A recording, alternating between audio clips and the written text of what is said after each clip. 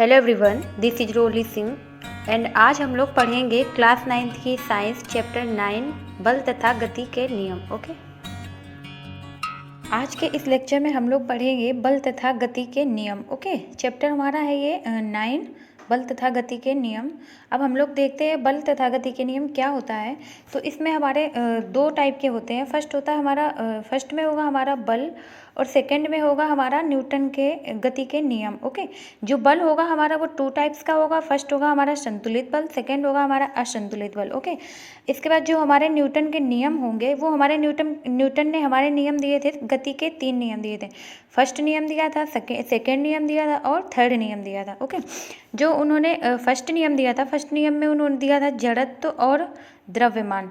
जड़त्व मतलब कि ए से डिनोट करते, द्रव्यमान एम मतलब मास। ओके, जो उनका गति का दूसरा नियम था उसमें उन्होंने प्रूव किया था बल F बराबर m इंटू ए। ओके, और जो संवेग बराबर m इंटू वी, संवेग मतलब कि v होता है हमारा अंतिम, जिसमें v हमारा होता है अंतिम वेग और m होता है मास मतलब कि द्रव्यमान। ओके, और जो मात्रक होता है संवेग का वो होता है किलोग्राम मीटर प्रति सेकेंड।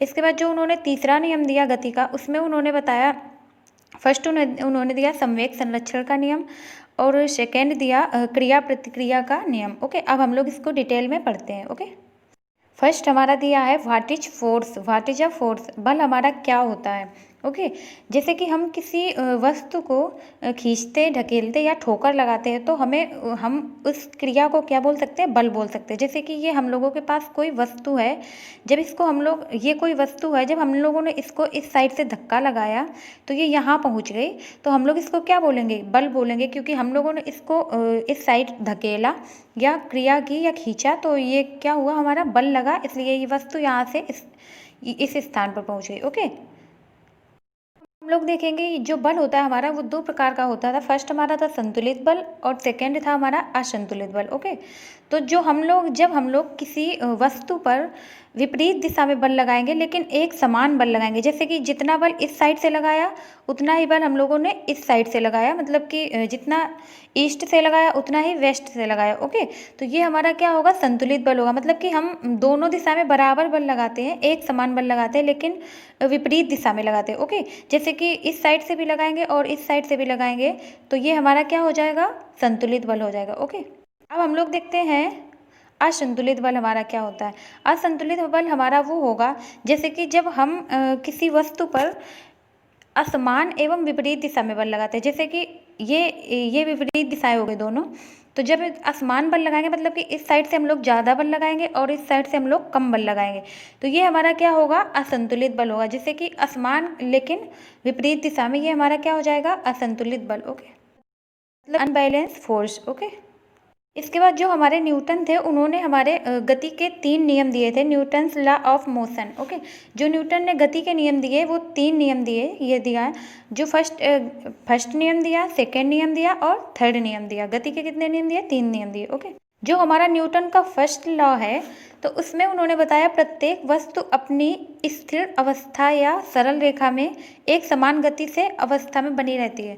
मतलब कि प्रत्येक वस्तु, जैसे कोई भी वस्तु है वो अपनी स्थिर अवस्था या सरल रेखा में, मतलब कि वो अपनी स्थिर अवस्था में है और वो एक सरल रेखा में है, तो वो एक समान गति की अवस्था में बनी रहती है जब तक कि उस पर कोई बाहरी बल कार्यरत ना हो।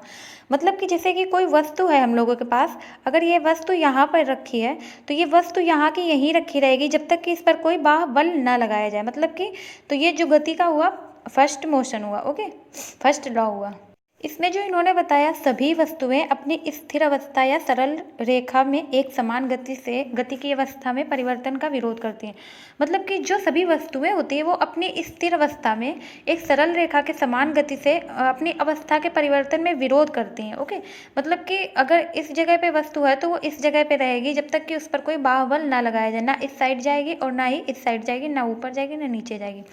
ओके, इसके बाद इन्होंने बताया कि वस्तु के विरामावस्था में रहने या समान वेग से गतिशील रहने की प्रवृत्ति को जड़त्व बोलते हैं। जो इन्होंने जड़त्व बोला क्या किसको बोला? वस्तु को विरामावस्था में रहने या समान वेग से गतिशील रहने की प्रवृत्ति। मतलब कि कोई वस्तु यदि विरामावस्था में है तो वो विरामावस्था में रहेगी, और जो अगर गतिशील है, जा रही है, तो वो गतिशील रहेगी, जैसे कि जब तक उस पर कोई बाह्य बल ना लगाया जाए। ओके, तो इसको हम लोग क्या बोलेंगे? जड़त्व का नियम बोलेंगे। ओके, इसलिए इस नियम को हम लोग क्या बोलते हैं? जड़त्व का नियम। ओके, अब इनके जो गति के प्रथम नियम के कुछ अनुभव हैं न्यूटन के, तो वो क्या क्या है? फर्स्ट इनका है कि गतिशील बस का अचानक रुक जाने से उसमें सवार व्यक्ति आगे की ओर झुक जाते हैं। मतलब कि जैसे कि बस होती है, जब बस में हम लोग बैठे होते हैं, तो जब वो हम लोग बस के साथ में चल रहे होते हैं तो वो गतिशील होते हैं हम लोग। ओके, जब हम लोग गतिशील होते हैं बस के साथ में, तो जब वो अचानक रुक जाती है तो हम लोग आगे की ओर झुक जाते हैं। तो वो क्यों झुक जाते हैं? वो इसलिए झुक जाते हैं क्योंकि हम लोग गतिशील होते हैं, और जो न्यूटन का फर्स्ट लॉ है वो इसी पर कार्य करता है। ओके, सेकंड हमारा क्या है? बस के अचानक चल पड़ने पर उसमें जो बैठे व्यक्ति होते हैं वो पीछे की ओर उनका झुक जाना। मतलब कि जैसे कि हम लोग बस में बैठे हुए हैं, बस चल नहीं रही है, ओके, बस खड़ी हुई है, तो जब उसमें हम लोग बैठे हैं तो हम लोग एक स्थिर अवस्था में हैं। तो जब बस चलेगी तो हम लोग स्थिर अवस्था में थे, तो हम लोग किस ओर मतलब किस ओर झुक जाएंगे? हम लोग पीछे की ओर झुक जाएंगे। ओके, तो इस पर हम लोगों का कौन सा नियम कार्य करेगा? इस पर हम लोगों का काम करेगा स्थिरता का नियम। ओके, इसके बाद हम लोग जब एक पेड़ की शाखा को तीव्रता से हिलाने पर कुछ पत्तियों का झड़ जाना।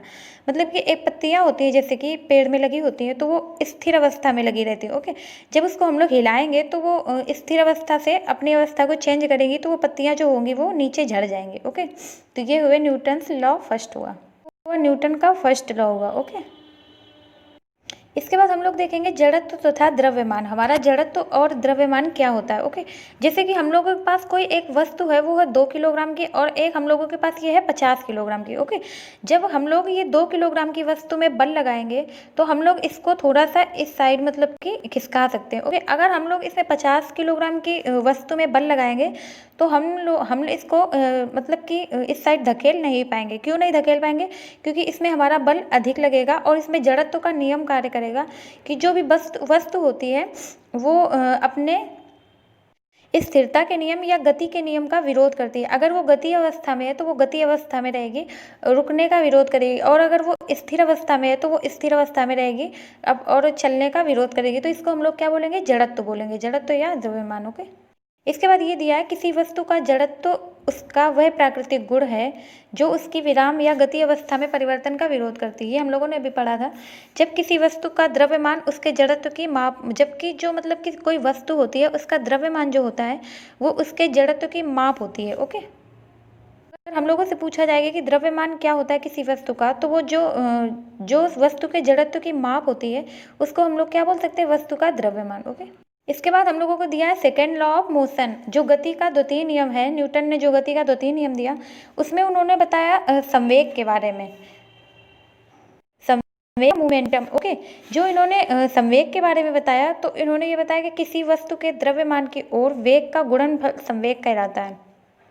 जैसे कि कोई वस्तु है तो उसके द्रव्यमान की ओर वेग का गुणनफल क्या कहलाता है? संवेग कहलाता है या मोमेंटम कहलाता है।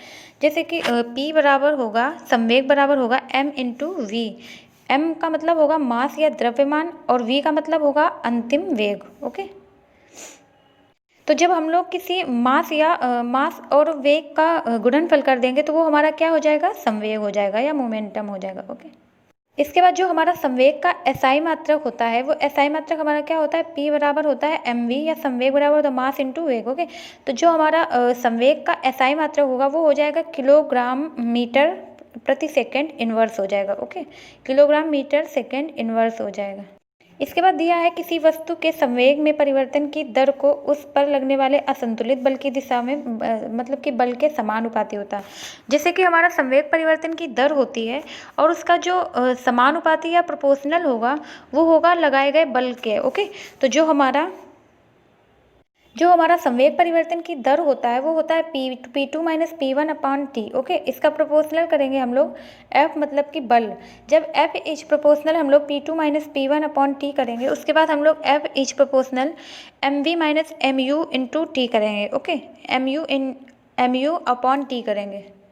जब हम लोग ये करेंगे ये यहाँ तक कर दिया था, उसके बाद हम लोग F is proportional m common ले लेंगे तो v minus u upon t हो जाएगा। तो एफ इज प्रोपोर्शनल हमारा हो जाएगा m into a m a. तो एफ इज प्रोपोर्शनल के होगा हमारा नियतांक और एम ए, तो के बराबर हम लोग रख सकते हैं 1, तो हो जाएगा F is equal to m a. ये होता है हमारा फॉर्मूला। ओके, क्या होता है? बल बराबर द्रव्यमान इंटू त्वरण।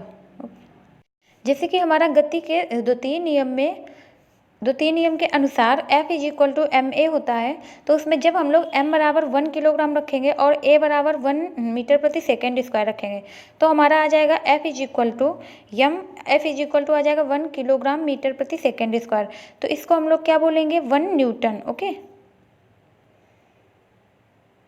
इसके बाद हमारा थर्ड नियम दिया है न्यूटन का, क्रिया प्रतिक्रिया का नियम, जो हम लोगों ने भी पढ़ा था, क्रिया प्रतिक्रिया का नियम। ओके, तो जैसे कि ये एक हमारी दीवार है, उस पर एक क्रिया का एक बल इस दिशा में लगेगा और उसकी विपरीत दिशा में ये बल लगेगा। ओके, तो ये हमारी जब किसी दिशा में क्रिया की गई तो बल लगाने पर उसकी विपरीत दिशा में क्रिया हुई तो उसको हम लोग क्या बोलेंगे? क्रिया प्रतिक्रिया का नियम। देखिए हमारा ये दिया है किसी भी क्रिया के लिए ठीक उसके समान किंतु विपरीत दिशा में प्रतिक्रिया होती है। मतलब कि जो हमारा क्रिया प्रतिक्रिया का नियम होता है उसमें समान किंतु विपरीत दिशा में, मतलब कि बल तो समान लगेगा लेकिन उसके विपरीत दिशा में लगेगा, तो उसको हम लोग क्या बोलेंगे? क्रिया और प्रतिक्रिया का नियम। ओके, इसके बाद हम लोग इसके एग्जाम्पल देखेंगे न्यूटन के तृतीय नियम के। हमारा दिया है बंदूक की गोली को छोड़ने पर बंदूक का पीछे की ओर प्रतिक्षेपण। जैसे कि जब हम लोग बंदूक की गोली को छोड़ते हैं तो जो हम लोग जब पीछे की ओर हो जाते हैं तो वो क्यों हो जाते हैं? क्योंकि वो समान दिशा में किंतु विपरीत दिशा में बल लगाएगा, समान बल किंतु विपरीत दिशा में लगाएगा, इसलिए हम लोग पीछे की ओर हो जाते हैं। उतना ही बल, मतलब कि जब हम लोग गोली को छोड़ते हैं तो आगे की, मतलब कि जिस साइड में छोड़ते हैं उस साइड में बल बहुत अधिक लगता है तो वो गोली चली जाती है वहाँ तक, लेकिन जो हम लोगों का विपरीत दिशा में लगता है इसलिए हम लोगों को पीछे की ओर प्रतिक्षेपण हो जाता है। ओके, इसके बाद जो सेकंड है हमारा, नाविक के आगे की ओर कूदने की स्थिति में नाव के पीछे की ओर गति करना। जैसे कि हम लोग जैसे कि नाविक होता है एक, तो वो आगे की ओर कूदने की स्थिति में जब उसको आगे की ओर कूदना होता है तो वो नाव का पीछे की ओर गति करना, मतलब कि वो पीछे की ओर करते हैं नाव को। क्यों? क्योंकि जो उसका क्रिया प्रतिक्रिया का नियम होगा, जब वो आगे की ओर कूदेगा तो उसको पीछे की ओर बल लगाना पड़ेगा, तब वो अच्छे से उसमें कूद पाएगा और निकल पाएगा वहाँ से। ओके, इसके बाद हमारा दिया है संवेग संरक्षण का नियम, कंजर्वेशन ऑफ मोमेंटम। ओके, किसी वस्तु का संवेग p बराबर mv, दो वस्तुओं p बराबर क्या होता है? mv होता है। ओके, संवेग बराबर मास इंटू अंतिम वेग। ओके, तो जो हमारा दो वस्तुओं के संवेग का योग टकराने के पहले और टकराने के बाद बराबर रहता है। मतलब कि जैसे दो वस्तुएं होती हैं उनका संवेग होता है वो टकराने के पहले और टकराने के बाद कैसा होता है? बराबर होता है। ओके, कोई बाहरी असंतुलित बल कार्य ना करे, जब तक उस पर कोई बाहरी जो असंतुलित बल होता है वो कार्य ना करे। इसके बाद जो दो वस्तुओं का कुल संवेग टकराने की प्रक्रिया को संरक्षित रखता है। मतलब कि जो संवेग होता है वो दो वस्तुओं का कुल संवेग जो टकराने की प्रक्रिया होती है उसको क्या रखता है? संरक्षित रखता है। ओके, तो चलिए ठीक है, थैंक यू। आज की क्लास में इतना ही, नेक्स्ट हम लोग पढ़ेंगे कुछ और कल की क्लास में। ओके।